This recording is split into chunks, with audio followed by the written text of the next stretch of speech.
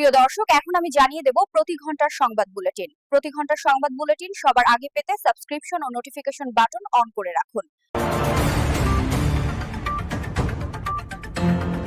তেলের দাম বৃদ্ধি মরার ওপর খাড়ার ঘা বলে অভিহিত করেন জামায়াত আমির।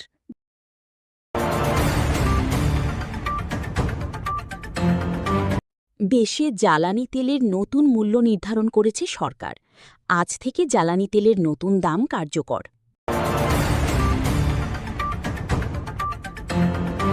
ঝালকাঠিতে বিএনপি নেতার বিরুদ্ধে নির্যাতনের অভিযোগ। জীবন বাঁচাতে পালিয়ে বেড়াচ্ছেন স্ত্রী।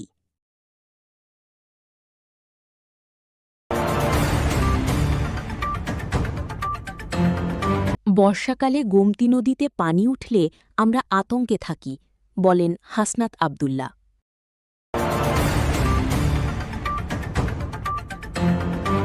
বজ্রপাত থেকে বাঁচার তাসবিহ সুবহানাল্লাহি ওয়া বিহামদিহি।